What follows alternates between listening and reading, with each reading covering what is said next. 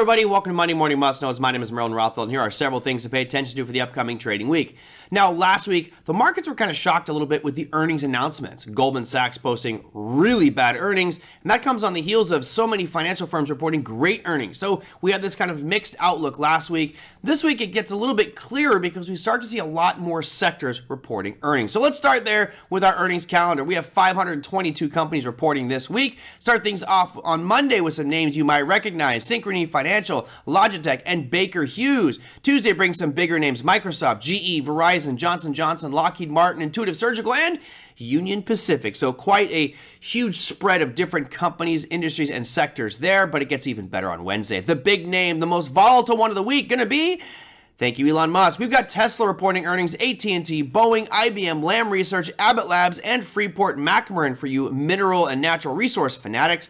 Thursday brings you even more names. You've got Intel, Visa, MasterCard, Altria, Archer, Daniels, Midlands, Northrop Grumman, and American Airlines. And just when you think it's done, we have even more. We have CVX, American Express, Colgate-Palmolive, and Charter Communication. Now, there are many, many more earnings than this. This is just the tip of the iceberg, the big names, the big market cap companies. Make sure you check your earnings calendar. Again, they could report great earnings and absolutely tank, or they could report horrible earnings and soar to the moon. You never know with earnings. It's just about being aware when these announcements are coming out and expecting there to be some volatility.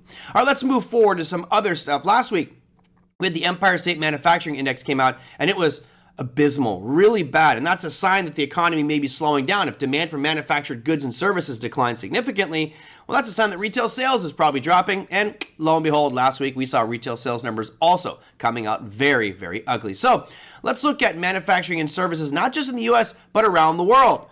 We'll start things off with France, which at 3:15 a.m. Eastern Standard Time comes out with their manufacturing and services numbers. 15 minutes later, Germany at 3:30 a.m. After that, you've got at 4 a.m. the EU were reporting their manufacturing and services numbers. Followed up at 4:30 a.m. Eastern Standard Time, you get the UK, and drumroll please, at 9:45 a.m. Eastern Standard Time, the United States comes out with their manufacturing data. Now, again, we don't know which way this data is going to go. It's just important to know that at 9:45, which is going to be 15 minutes into the trading session, you might see some very volatile swings in the market based off the release of that data. Oh, but wait, there's more important data coming out this week. We'll look at things like GDP, right? Want to see what the growth of the U.S. economy is. Well, maybe it's starting to slow down. We saw that with some of the manufacturing data, retail sales, housing, things starting to drop. Well, on Thursday at 8:30 a.m. Eastern Standard Time, we get the advanced GDP number, and that is expected to decline. You can see on the hard red edge there, it says 2.6.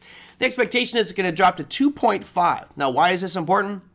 Well, if we want our markets to do well, we need economic growth. We need things to be moving to the upside, and that doesn't really appear to be happening. It actually looks like we're going to see a slight decline in GDP, which may put a little more pressure on the Fed with regards to their interest rate policy.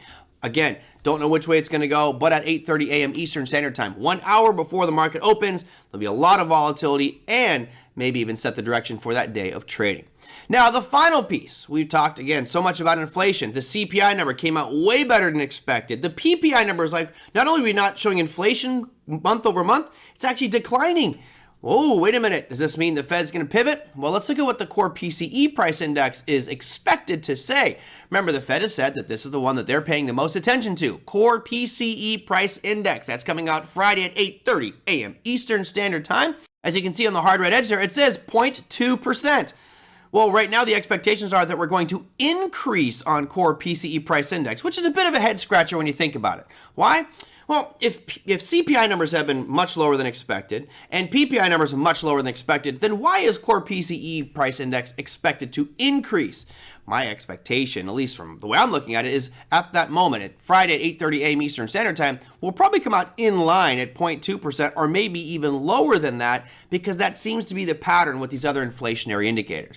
Again, don't know which way it's going to go, but we've got four major things with 522 companies reporting earnings. You've got inflation data, you got GDP number, and manufacturing and sales for a large part of the world, which will create a lot of great, fun trading activity this week. Be careful out there, my friends. We'll see you next week on the Morning Must Knows. Take care.